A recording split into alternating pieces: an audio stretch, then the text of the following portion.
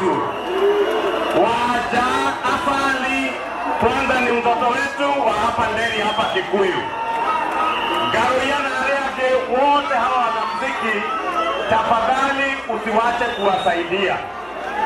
Tunajua hawa wanamuziki wameumia miaka mingi.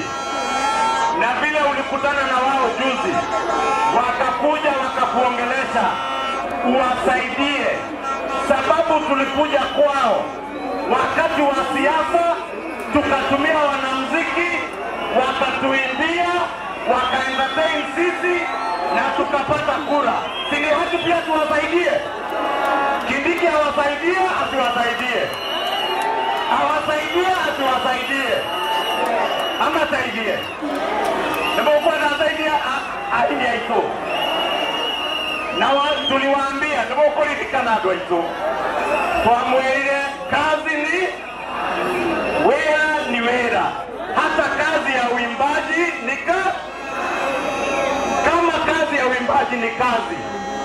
Tafadhali, tunataka tuulize Deputy President, protect our musicians and guard their businesses, because work is work, kazi ni kazi.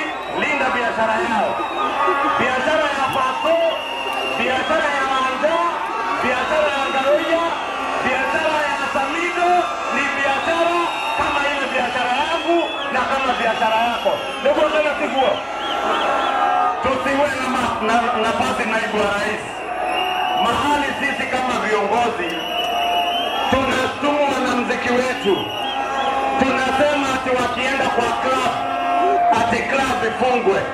Tunasema ati mwanamuziki sababu ametembelea Deputy President ati akicheza muziki kwa club, hiyo club ichomwe. That is wrong and we must not allow incitement against our children who are working as musicians.